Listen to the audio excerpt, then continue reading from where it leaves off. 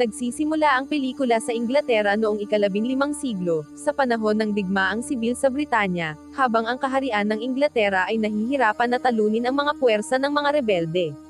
Kamakailan lamang ay natalo ng mga Ingles ang hukbong Scottish, at kabilang sa mga nakaligtas ay ang binatang si Henry Percy mula sa angkan ng Hotspur. Napansin niya ang isang sugatang kalaban na sundalo na gumagapang sa lupa at sinabi niyang mali ang direksyon na tinatahak nito. Pagkatapos ay tinusok ni Percy ang sundalo ng isang malakas na hagupit ng kanyang espada at tinapos ang paghihirap nito. Maya-maya, makikita natin ang pamilyang Hotspur na kasabay kumakain sa iisang hapagkainan kasama si Haring Henry IV, isang matandang may sakit at palaging umiinom ng alak. Nagtanong ang hari kung may mga bihag silang dinala para sa kanya, ngunit sumagot si Percy nang wala dahil hindi pa binabayaran ng hari ang ransom para sa isa sa kanyang pinsan na nananatiling bihag sa Wales. Ipinawalang bahala ng hari ang bihag bilang isang rebelde at traidor lamang, na labis na ikinagalit ni Percy kaya't iniinsulto niya ito. Binalaan naman siya ng hari na pupugutan siya ng ulo, dahilan para umalis si Percy sa gitna ng hapunan. Pagkatapos nito, napagpasyahan ng hari na sa kalaunan ay pagtataksilin siya ni Percy, subalit sa parehong pagkakataon ay ninanais niyang sana ang sarili niyang anak ay may ganoong katapangan. Samantala, makikita natin ang panganay na anak ng hari, si Henry V, na nadismaya sa korte at nandidiri sa katiwalian at walang katapusang digmaan doon. Kaya't iniiwasan niya ang mga tungkulin bilang maharlika at ginugugol ang kanyang oras sa pag-inom, pakikipag-away, at pagpunta sa mga tavern kasama ang kanyang kaibigan na si Sir John Falstaff. Isang araw, nilapitan si Henry ng isang alalay ng hari na nagsabing malubha ang karamdaman ng hari at nais nitong makita ang kanyang panganay na anak. Ngunit walang pakialam si Henry sa kanyang ama at sa halip ay nagpatuloy sa pagsasaya sa tavern. Kinaumagahan, natagpuan siyang natutulog katabi ng isang babaeng bayaran hanggang dumating si John at pinaalis ang babae. Hinimok ni John si Henry na dalawin ang kanyang ama, at binalaan siyang pagsisihan niya ito habang buhay kung mamatay ang hari nang hindi sila nag-uusap. Sa pagkarinig nito, napilitang sumang-ayon si Henry at nagtungo sa korte, kung saan tumayo at pumaparangal sa kanya ang mga dugong bughaw na naruroon. Ipinahayag ng hari na malapit na ang kanyang wakas at kinakailangan ng pangalanan ang tagapagmana. Ngunit sa kabila ng pagiging panganay na anak ni Henry, tumanggi ang hari na ibigay sa kanya ang korona at sa halip ay sinabi niyang ito ay mapupunta sa kanyang nakababatang kapatid na si Thomas. Natanggap ni Henry ang balita ng walang pagkabigla o pagkadismaya, sapagkat hindi niya kailanman ninanais ang trono. Nalaman din niya na si Percy mula sa angkan ng Hotspur ay nagtraidor, at si Thomas ang mangunguna sa hukbo ng hari upang makipaglaban-laban sa kanya kinabukasan.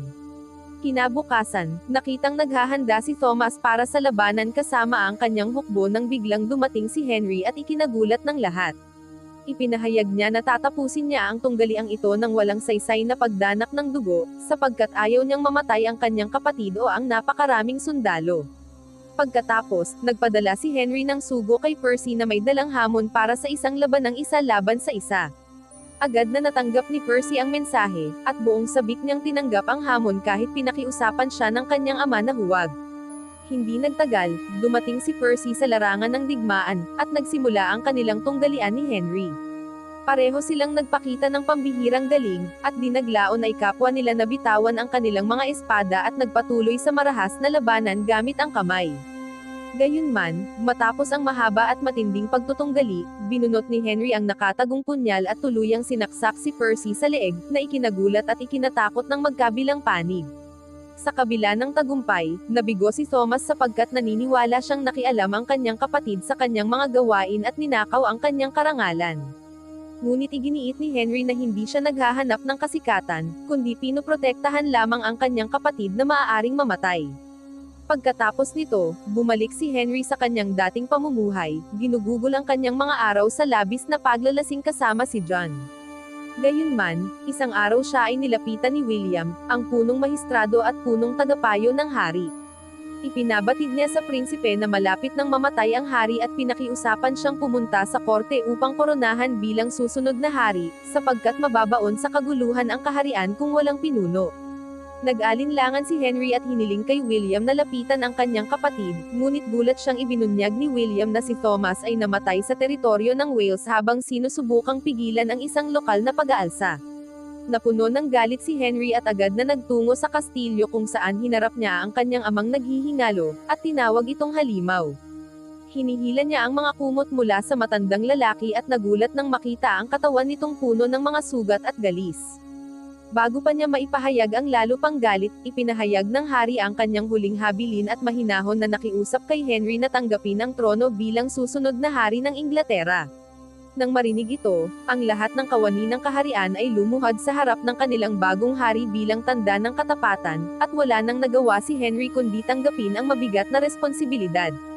Di naglaon, pumanaw ang matandang hari at ipinoproklame si Henry bilang hari ng Inglaterra. Pagkaraan, nagtungo ang ilang lingkod sa silid ni Henry upang kunin ang kanyang mga gamit at pinaalis si John na naroon. Labis na nabigla si John nang malaman na ang kanyang kaibigan ay naging hari na, ngunit siya'y nadismaya dahil sa isang lingkod pa niya ito narinig. Sa gabing iyon, idinaos ang isang marangyang pagdiriwang upang parangalan ang bagong hari, kung saan siya ay binigyan ng mga regalo mula sa mga soberano ng Europa na kaalyado ng Inglaterra. Mula sa hari ng Bohemia, nakatanggap si Henry ng isang goblet na ibinigay naman niya sa kanyang kapatid na reyna ng Denmark. Nagpadala naman ng hari ng Venice ng isang kumikinang na ibon, na ibinigay ni Henry sa kanyang pinsan na si Cambridge. Pagkatapos ay dumating ang isa pang regalo mula sa prinsipe ng Pransya, isang laruan lamang na bola. Natahimik ang mga tao sa nakita, ngunit hindi ito pinalaki ni Henry at ipinahayag niyang itatago niya ang regalo na iyon para sa kanyang sarili. Pagkaraan, ipinaliwanag ni William kay Henry na ang bola ay isang insulto sa kaharian ng Inglaterra at hinimok siyang tugunan ang kalapastanganan ito. Subalit, walang balak si Henry na makipagdigma laban sa Pransya. Sa halip, iminungkahi niyang isantabi ang kanilang mga alitan at maghanap ng pagkakasundo sa pagitan ng dalawang bansa. Plano niyang mamuno ng taliwas sa kanyang ama at iminungkahi pa ang pagbabayad ng ransom para sa pinsan ni Percy.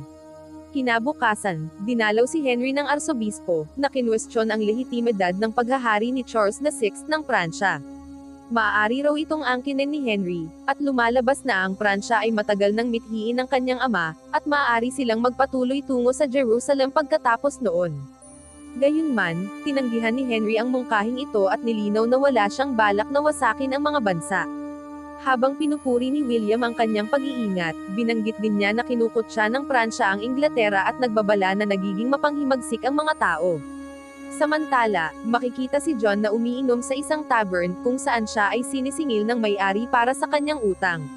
Pati siya ay kinutya nito, na itinuro kung paanong nawala na ang kanyang mga pribilehiyo mula nang maging hari ang kanyang kaibigan. Makalipas ang ilang araw, isang sugo mula sa Pransya ang nahuli, at inamin niya na siya ay ipinadala mismo ng hari ng Pransya upang subukang patayin si Henry. Bilang kapalit ng kanyang pag-amin, humiling ang sugo ng pampulitikang asylum, na agad namang ipinagkaloob ni Henry sa pamamagitan ng kanyang sariling kautusan. Lubhang nagalit ang mga maharlikang pinuno at mariing hinimok si Henry na magdeklara ng digmaan laban sa Pransya. Gayunman, tumanggi pa rin ang batang hari at sa halip ay sumulat siya ng banta sa hari ng Pransya. Binalaan niya ito na kung talagang nais ng Pransya ng digmaan laban sa Inglaterra, dapat silang magpadala ng mga sundalo at hindi mga duwag na mamamatay tao. Naglagay pa si Henry ng ilang mga cannonballs sa kahon na minsang naglaman ng laruan na bola at ibinalik ito. Di naglaon, dumating ang isang mensahe mula sa hari ng Pransya na nagsasabing wala siyang ipinadala na mga mamamatay tao. Ngunit tumangging maniwala ang mga maharlikang Ingles at patuloy na pinipilit si Henry. Isang araw, dumating ang isang sugo mula sa hari ng Pransya at nakipagpulong kina Cambridge at isa pang opisyal ng maharlika, si Lord Grey. Nais ng Pranses ang kanilang suporta upang talikuran si Henry. Kaya't agad nilang iniulat ang pagbisita kay William, ipinaliwanag kung ano ang iniaalok ng ahente ng Pranses. Kaagad namang nagpahayag ng pangamba si Lord Grey na ang isang lasenggo at duwag ay magiging mahina at masamang pinuno, habang nagduda si Cambridge sa kakayahan ni Henry. Pagkaraan, nakipagpulong si William kay Henry at ipinaliwanag ang kahalagahan ng paggawa ng mga desisyong maaaring mahirap ngunit makapag-uugnay sa buong bansa. Matapos ang mahabang pag-iisip, bumalik si Henry sa palasyo at ipinahayag sa lahat na mula sa sandaling iyon ay makikipaglaban na sila laban sa Pransya. Ipinagkatiwala niya kina Lord Grey at Cambridge ang tungkuling ihatid ang mensahe sa kanilang kalaban. Gayunman, iniutos din niyang pugutan ng ulo ang dalawa kinabukasan bilang parusa sa kanilang pagtataksil laban sa kanya. Kinabukasan, pinanood ni Henry ang pagbitay sa dalawang lalaki ng may mabigat na damdamin, sapagkat si Cambridge ay pinsan niya at minsang naging matalik na kaibigan. Pagkatapos nito, nagtungo siya sa isang tavern kung saan nakatagpo niya si John at humingi ng tawad dahil sa pagtalikod sa kanya nitong mga nakaraang linggo. Pagkaraan, hiniling niya kay John na sumama sa kanya bilang isa sa kanyang mga tagapayo, dahil wala siyang tiwala kahit sino sa korte. Pumayag si John, ngunit sa kondisyon na mabayaran muna ng kanyang kaibigan ang mga utang niya sa mga tavern. Agad namang tinanggap ni Henry ang kahilingang iyon nang walang pag-aalinlangan. Kinabukasan, ipinakilala ni Henry si John sa lahat ng mga Panginoon sa hukuman, at inihayag na siya ay hinirang bilang pinuno ng kanyang kampanya dahil sa kanyang karanasan sa labanan. Labis na hindi nasiyahan ang karamihan sa mga Panginoon na pumili ang hari ng isang Lesenggo upang pamunuan ang isang mahalagang misyon, ngunit wala silang nagawa kundi sumang-ayon. Matapos gawin ang mga kinakailangang paghahanda, inutusan ni Henry na magmarcha ang kanyang hukbo at naglayag sila kasama ang mga armadong Ingles patungong Pransya. Sa huli, dumating sila sa baybaying nayon ng Harfleur at nagulat ng matuklasan na iniwan na ang lugar. Di nagtagal, nalaman nila na ang mga sundalo, mamamayan, at mga lokal na maharlika ay tumakas at nagkubli sa kalapit na kuta na ngayon ay sinasalakay ng mga Ingles. Sinimulan ng mga Ingles ang pambobomba gamit ang mga ginawang counterweight trebuchets, araw-araw at sunod-sunod. Gayunman, tumanggi pa ring lumabas ang mga Pranses, at kahit nagliyab ang gusali, hindi pa rin ito bumagsak. Pagkaraan ng ilang araw, sinimulan ng mga Ingles na pilitin si Henry na sumugod at sakupin ang lungsod, ngunit nag-aatubili siyang ilagay sa kamatayan ang buhay ng kanyang mga sundalo. Humingi siya ng opinyon kay John, na nagbigay ng payo na hintayin na lamang ang pagsuko ng kalaban sapagkat ayaw din niyang bumuhos ang dugo. Hindi ito ikinatuwa ng ibang mga sundalo na nangangamba na sila'y magugutom o mamamatay sa sakit. Ngunit di nagtagal, napatunayang walang saysay ang kanilang takot sapagkat sumuko rin ang mga Pranses. Pinalaya ang mga babae at bata habang ang mga lalaki ay ikinulong, at nagtayo ng garrison sa nasakop na kastilyo.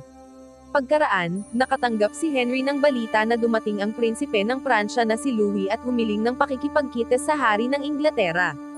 Pumunta si Henry sa kanyang kampo kinagabihan at agad niyang napagtanto na walang balak sumuko si Louis. Nagsimulang kutsain ng prinsipe si Henry dahil sa kanyang dating buhay bilang isang Lesenggo at iniinsulto pa siya ng sunod-sunod na malaswang pananalita. Maging pagbabanta ng kamatayan at paglilibing sa ilalim ng isang maliit na punong Pranses ay kanyang sinabi. Subalit, hindi tumugon si Henry sa alinmang pang-aasar at agad na umalis sa kampo. Kinabukasan, mas lalo pang nagmarcha ang hukbong Ingles papasok sa bansa. Nang sila ay makapagkampo, nakita ang tatlong batang Ingles na mag-isang nagtungo sa kagubatan sa malapit. Bigla, isa sa mga bata ang marahas na sinaksak sa likod habang kumukuha ng tubig sa sapa. Nagsimulang tumakas ang dalawa pa, ngunit ang isa ay tinamaan ng pana mula sa isang crossbow at agad na namatay. Labis itong ikinagulat ng ikatlong bata, ngunit agad siyang nakita ni Louis, na tiniyak sa kanya na hindi siya sasaktan at hiningi na maghatid siya ng isang regalo para sa kanilang hari. Makalipas ang ilang sandali, bumalik ang nanginginig na bata sa kampo ng mga Ingles, dala ang pugot na ulo ng kanyang kaibigan, na ikinabigla ng lahat. Labis itong ikinagalit ni Henry, kaya't nilapitan niya si John at iniutos na dagdagan ang mga gwardya sa gabi at ipapatay ang lahat ng bihag na Pranses, saka itapon ang kanilang mga bangkay sa tabi ng ilog. Ngunit tumanggi si John na isagawa ang ganoong kalupitan at iginiit na si Henry mismo ay hindi uri ng tao na kayang gumawa ng ganoong karumal-dumal na gawain. Kinabukasan, ipinagpatuloy ng hukbo ang kanilang pagmarcha hanggang sa marating nila ang paanan ng isang burol malapit sa nayon ng Agincourt. Ipinadala ni Henry ang kanyang pinakamabilis na mangangabayo upang silipin ang kabila ng burol. Sumunod ang binata, at nang makarating doon ay nakita niya ang napakaraming hukbo ng Pranses na nakahimpil. Agad siyang bumalik kay Henry at iniulat na mas malaki ang puwersa ng Pranses at mas maganda ang kanilang posisyon. Lumabas na karamihan sa mga sundalong Ingles ay pagod at marami ang may sakit, kaya iminungkahi ng mga Panginoon na umurong na lamang upang hindi na masayang ang buhay ng kanilang mga tauhan.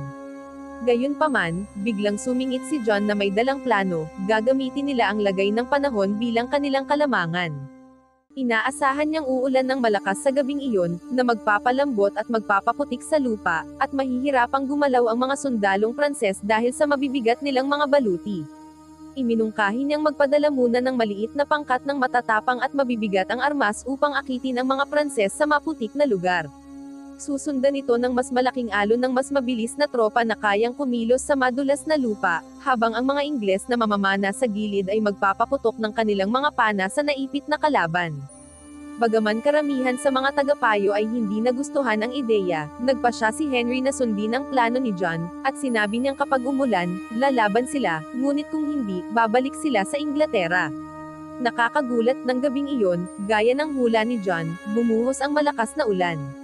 Kinaumagahan, nagpasya si John na pamunuan ang unang pag-atake at nagsuot ng mabigat na baluti. Pinayuhan niya si Henry na huwag agad sumabak sa laban, anuman ang mangyari sa labanan. Gayunpaman, si Henry, na nais iligtas ang libo-libong sundalo sa labanan, ay nagpasya na kumilos ng mag-isa at nagtungo sa kampo ng mga Pranses. Nag-alok siya ng isang labanan kay Louis, at sino mang manalo ang siyang mamumuno sa Pransya. Gayunman, tinanggihan ng mayabang na prinsipe ang kanyang alok at nagtanong kung natatakot ba si Henry na harapin ang kanyang hukbo. Dahil wala ng ibang pagpipilian, bumalik si Henry sa kanyang hukbo at nagbigay ng isang nakaka-inspire na talumpati, na humihimok sa kanyang mga tauhan na lumaban. Ang tropang Ingles, pinamumunuan ni John, ay sumulong sa harapan at nahatak ang mga kabalyero ng Pransya. Samantala, nagtungo si Henry sa kagubatan at naghintay ng tamang sandali para umatake. Sa pagdating ng mga Pranses, bumuhos ang ulan ng mga palaso ng Ingles sa kanila. Isang malupit na patayan ang sumiklab sa putikan, na may mga mukhang nawasak, mga baluting nabasag, at mga butong nabali. Tinamaan si John ng isang malakas na hampas na tumanggal sa kanyang helmet, at unti-unti siyang nawalan ng hininga habang nagsisiksikan ang mga sundalo. Nagutos si Henry ng isa pang putok ng mga palaso bago siya sumugod sa labanan kasama ang kanyang mga tauhan. Sa huli, ang desisyon ni Henry na pakinggan ang payo ni John ay naging matagumpay. At nang malapit nang matapos ang labanan, biglang lumitaw si Louis sa gitna ng digmaan at hinamon si Henry sa isang duelo. Subalit, halos hindi pa man nakakapagsimula si Louis sa kanyang paglakad patungo sa kalaban, nadulas siya ng malungkot sa putikan. Naging isang nakakahiyang sitwasyon ito. Kaya't paulit-ulit siyang sinaksak hanggang sa mapatay ng mga sundalong Ingles, at sa wakas ay kanilang naipanalo ang labanan. Pagkatapos ng labanan, natagpuan ni Henry ang kanyang kaibigang si John sa hanay ng mga nasawi, malamang ay namatay dahil sa kakulangan ng hangin. Labis itong ikinasakit ng kanyang damdamin, at sa kanyang dalamhati at galit, hindi siya nagpakita ng awa sa mga bilanggo ng Pransya at iniutos na lahat sila ay ipapatay. Pagkaraan nito, nagtungo si Henry sa kastilyo upang makipagkita kay Haring Charles VI ng Pransya upang talakayin ang mga termino ng kanyang pagsuko. Ang matandang hari ay handang isuko ang kanyang kaharian at nagsalita rin tungkol sa malamig na relasyon na kanyang pinagsaluhan kasama ang kanyang anak. Inialok din niya kay Henry ang kamay ng kanyang anak na si Prinsesa Catherine bilang asawa, para magkasundo ang Pransya at Inglaterra sa ilalim ng iisang korona. Tinanggap ni Henry ang alok ng hari ng Pransya at bumalik sa Inglaterra habang nagdadalamati sa kanyang kaibigan. Ipinahayag ni William ang kanyang pakikiramay sa pagkamatay ni John at pinagaan ang kanyang kalungkutan. Makalipas ang ilang araw, dumating ang araw ng kasal ni Henry, at isang masiglang karamihan ang nagtipon sa labas ng palasyo sa Inglaterra. Nakipagkita ang batang hari kay Catherine, ngunit malinaw niyang sinabi na hindi siya susunod sa kanya at kailangan muna niyang makuha ang kanyang respeto. Tinanong niya kung bakit sinalakay ni Henry ang kanilang bansa. Ibinunyag naman ni Henry na ipinadala ng kanyang ama ang isang mamamatay tao upang patayin siya. Gayunpaman, iginiit ni Catherine na hindi kailanman nagpadala ang kanyang ama ng mamamatay tao at ang tanging nais nito ay kapayapaan. Pagkatapos ay binanggit ni Henry ang laruan na bola na ipinadala ni Louis upang kutsain siya, ngunit sinabi ni Catherine na masyadong mangmang ang kanyang kapatid para gawin iyon. Pagkatapos ay sinabi ni Henry na hindi lehitimo ang pamumuno ng kanyang ama, ngunit sumagot si Catherine na si Henry mismo ay anak ng isang mga agaw ng trono. Lalo pa niya itong iniinsulto, tinawag siyang isang hangal na binata at madaling malinlang. Pagkarinig nito, nagulat si Henry at nagtungo kay William, na naghahanda para sa pagdiriwang. Tinanong ng hari kung gaano karaming lupain na ang kanyang pagmamayari at kung gaano pa ang makukuha niya matapos masakop ang Pransya, ngunit sumagot si William na hindi pa iyon natitiyak. Tinanong din ni Henry kung paano nahanap ng Pranses na mamamatay tao ang kanyang kinaroroonan, ngunit kinabahan ang matandang lalaki at nagsimulang magkwento ng magkakasalungat na bersyon tungkol sa kung paano siya nilapitan ng mamamatay tao, na wala namang katotohanan. Sa huli, tuluyang napagtanto ni Henry na si William pala ang nagmamanipula ng lahat mula sa simula at siya ang may kagagawan ng lahat ng kaguluhan para sa sariling kapakinabangan. Sa bandang huli, umamin ang matanda at sinabing ibinigay lamang niya sa hari ang palagi nitong ninanais na maging isang pinuno, iginagalang ng kanyang mga tagasunod, at makamit ang kapayapaang matagal na niyang hinahangad. Nakiusap si William ng kapatawaran at lumuhod sa paanan ni Henry, ngunit tumanggi ang hari na magpakita ng awa at sinaksak siya sa leeg hanggang mamatay. Sa huling tagpo, nilapitan ni Henry si Catherine at sinabi na wala siyang hihilingin mula sa kanya maliban sa laging magsabi ito ng tapat at malinaw. Pumayag si Catherine, at magkahawak kamay silang dalawa habang isinisigaw ng taong bayan ang pangalan ni Haring Henry upang ipagdiwang ang kanyang tagumpay laban sa Pransya. Wow naman! Doon nagtatapos ang pelikula mga idolo, salamat sa inyong panonood.